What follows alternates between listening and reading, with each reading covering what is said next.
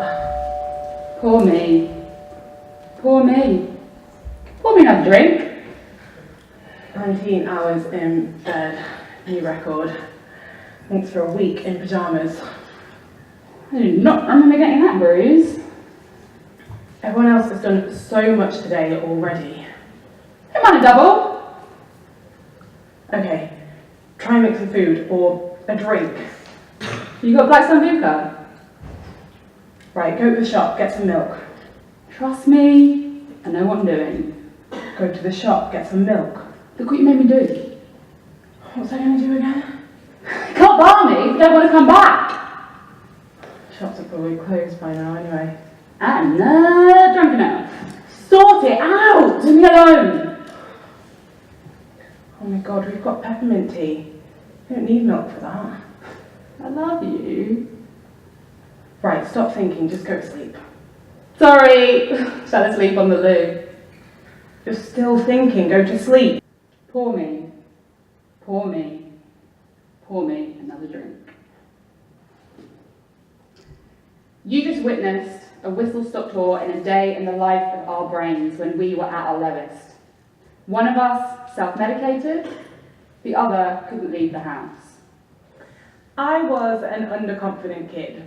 Not that I let anyone know. As far as I was concerned, shyness would make me a target, and I was already enough of one of those. I grew up in the kind of village where everyone knows everyone, which is lovely, except the curtains twitch as people walk by, and everyone turns to look at the door when somebody walks into the pub. Friends are greeted with, and foes with a stare that lasts just a little too long before normal service is resumed. When I moved there, aged 4, the other kids asked me if I was the new black family. I did not know if I was the new black family or not, but apparently they all did. I stumbled through my teens and into touring the world as a backing vocalist. Suddenly it seemed being the token non-white girl had its pros, and I would parade myself around stage with ego-fueled rock bands, singing at the top of my lungs for screaming fans, and then live it up on the free booze afterwards. When tour ended though, it became almost impossible to function. Lining up my thoughts for long enough to focus on one and act on it was a constant battle, one that I lost more often than not. Stocking the cupboards, cooking a meal, or even making a cup of tea became insurmountable challenges, and making my way out of the house was just torturous. I always felt like I didn't fit in, whatever fitting in means. As a kid, I went to 3 different primary schools, never quite sticking around long enough to find my feet. And I remember always wanting to be a Sarah or a Claire rather than a Narnia or a Nadine that no one could pronounce. Meanwhile, at home, there were fireworks, think Christmas Day arguments round the clock, and so I withdrew by hiding in my bedroom and hiding in myself to avoid the conflict. But the more I withdrew, the more I lost my voice. And by the time I hit secondary school, I was a really easy target for bullies because I never bit back. And no one had ever taught me healthy coping mechanisms, so I learned unhealthy ones for myself. My teens are a blur of cheap vodka, scars and feather boas, a hellish holy grail that gave me the identity I craved and followed me to uni and throughout my 20s. I was mad girl, party girl, the fun one, but lonely to the bone, waking up on my own with sick in my hair, wounds that needed hospital attention, and an even thicker cloud of nothingness than before I started drinking. I hadn't even heard of the term mental health, let alone know how to look after mine. For those of you wondering who we are, I'm Grace. And I'm Nadia. And we have a baby together. It's completely changed our lives, and we definitely get a lot less sleep than we used to, but we wouldn't have it any other way. It's called the Self-Esteem Team, and it's taken us from Ufcombe, yeah, we didn't know where that was either, to Dundee, to Shanghai, and now to Warwick. And we talk to young people about mental health, body image, exam stress, helping them to understand their brains a little better. We like to think of ourselves as the translators, if you like, taking the knowledge from the experts we work with to the people that need it most, hopefully so they won't have to go through what we did when we were younger. On our journey, we have realised that everyone is looking for the answer. How can I be happy? How can I be successful? And how can I make sure everyone likes me? And as soon as we realised this, we started seeing it everywhere. How can I make more money without having to take a pay cut? How can I see my friends and family more without having to work harder? And how can I lose weight, still eat pizza, not exercise, and never grow old? We're all looking for the answer, but more than that, we're looking for a one-size-fits-all solution. And we don't blame you. We're looking for that too. That's how we ended up with these t-shirts that don't really fit. Did you know there are shops prospering in society right now, making clothes of exactly the same size? So we're not talking shop A, B, C, let's call them Longewis, Sparks and Mensa, bottom shop, making clothes of similar sizes, but individual shops making clothes of exactly the same size across all their styles. That is despite being more diverse in shape and size than we ever have been. Take the tallest person roaming the planet right now. They are 8'1", and the smallest, 54 centimetres. Now I know that clothes are made between sizes 16XL and 2XS, maybe even smaller, but the fact that those cookie cutter brands are growing now means that we're chasing that one size that fits all. And it's not just clothes either. Take education, for example, where one size fits all is thrust upon us. That means so much of our individuality and potential is squashed to meet that one size demanded by exam boards, schools, universities, jobs, promotions, just to enable us to get by. And is that really the point of education? Getting by? Classic education didn't suit Richard Branson, Lady Gaga, Ellen DeGeneres, Mark Zuckerberg, Steve Jobs, Coco Chanel, Russell Simmons, or Oprah. Now, they are all dropouts who managed to break the mould in order to harness their true potential. I'm not saying that you should pack up your things, walk out of the study hall flipping the bird at your teacher as you go, but wouldn't it be incredible if education could mould to fit our quirks and help us tap into more of our potential? If that were the case, pretty sure Oprah would be first being my president right now. Yeah, alright. Insomnia, paranoia, agoraphobia, hallucinations, and cyclothemic tendencies. Alcoholism, depression, self-harm, OCD, disordered eating. I'm sleep deprived. I was a walking zombie today. I know everyone's talking about me, and not because they care. I can't go outside. It's too noisy. I can't think. I can't see. What the hell did I do last night? I literally don't remember a thing. The last thing I remember is saying I'd go for 1 or 2. I should stay in. This place needs sorting out. Storage. There's no room for cupboards, so shelves. It'll have to be shelves. I remember. John told me about his wife. Do you reckon IKEA will deliver shelves today? And Sarah. She tried to reach my hand under the table. No. Right, okay. Well, where's the drill? I can put the holes in anyway. Oh, and Tim telling me I was his best mate at work. 10 days in PJs. New record. Why do I still feel so lonely then? I know I haven't seen you in ages. I know I haven't seen you in ages. I've just been home a lot. Just been out a lot. I'm struggling. The doctors referred me though. They put me on the waiting list. It's 6 weeks of CBT. The reason we're putting one size fits all under the microscope is because it's not just education and fashion where this might cause problems. For generations, the mental health one size fits all used to be electroconvulsive therapy. Then we institutionalised people. Then we got Prozac. Now we have CBT, cognitive behavioural therapy.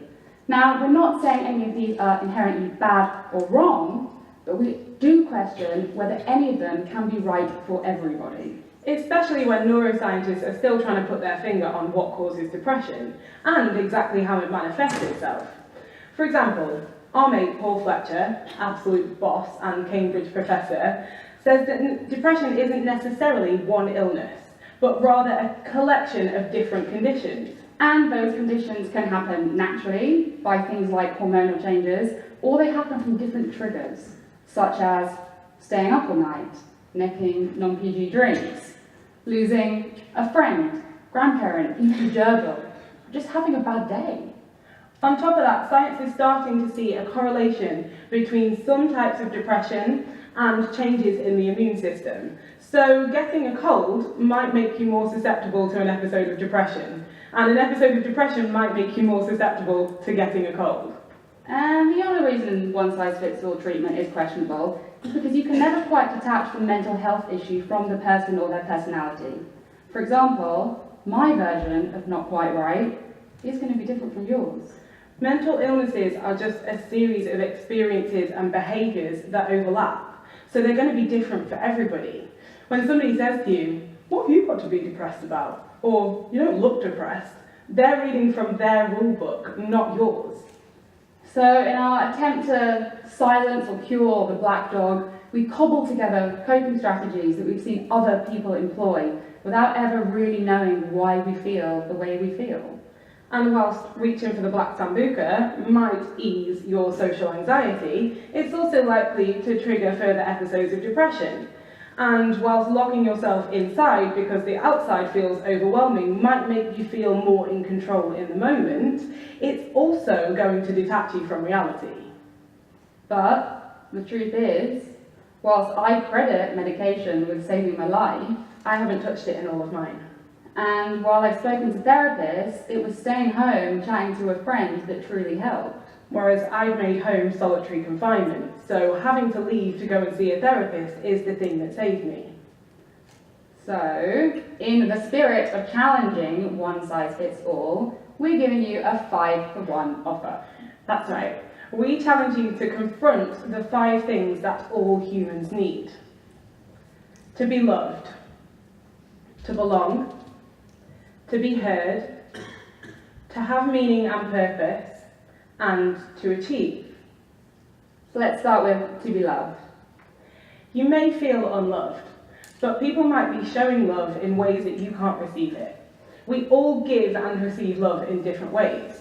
Some people buy gifts, some people spend time, and some people can't keep their hands off you. Take me, for example. I was in a relationship where we loved in different ways.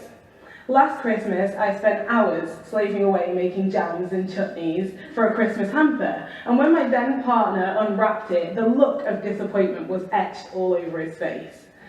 He felt like I didn't care. The trouble, though, is that he receives love with a price tag, and I give love with a time tag. So remember, love doesn't always come in a heart-shaped box. It comes in jagged jigsaw pieces. To belong. Remember when I said I didn't feel like I ever fit in? I was always waiting for someone to invite me into their circle or tell me I was wanted. And it was only in flipping this toxic perception on its head that I began to see belonging can actually come from the inside, not just the outside. And this gave me the power to connect. If you subcontract your worth to external things, whether a grade on a test, the number of likes on your last selfie, or whether other people like you, you not only give that thing the power to validate you, but you also give it the power to take it away. When the power sits with you, you fit anywhere. Remember, you don't have to be the same to belong. It's our differences that help us connect. To be heard. From when we're tiny, we're told that if there's a problem, tell somebody about it. Except no one tells you exactly how you might go about doing that. When I'm having an episode of depression or mania, the last thing I want to do is talk to somebody. That might be because I'm too busy enjoying the frenzy, or because I don't want to be the person that sucks the fun out of the room, but either way, I'm not communicating verbally. So, nowadays I know that my voice can always be heard through music, dance and paint, and I am never scared to express myself in those ways. So remember, communication doesn't always have to be verbal. It's what you're venting, not how you vent. To have meaning and purpose. So apart from maybe Olympic athletes, we're always taught how to succeed, but never how to fail. We laud achievement, forever chasing those tangible rewards we can hang on the wall, see in the bank, or post on social media. I remember the first time I ever did public speaking, I had to do 6 back-to-back talks in a school, and after the first one, burst into tears in the toilet, having done what I perceived to be an absolute flop of a lesson, convinced the other 5 were going to nosedive too. The irony is that failure became my greatest teacher, and now I root myself in the moment and don't worry about the success or failure of something that hasn't even happened yet. Remember, it really is about the journey, not just the destination. And to achieve. If there's one thing that we disagree on, it's to-do lists. Nads loves them. She makes them daily just so she can cross things off, and I hate them. I feel restricted by the pressure of having to fall in line, and I lose sight of the thing that I'm actually working towards. You might surprise yourself if you're able to take your foot off the gas and just roll with it. So remember, it's a marathon, not a sprint.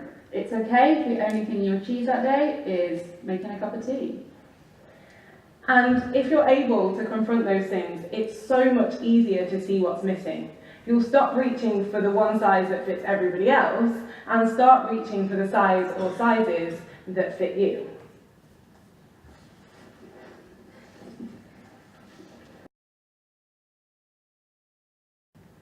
Thank you. Thank you so much for listening.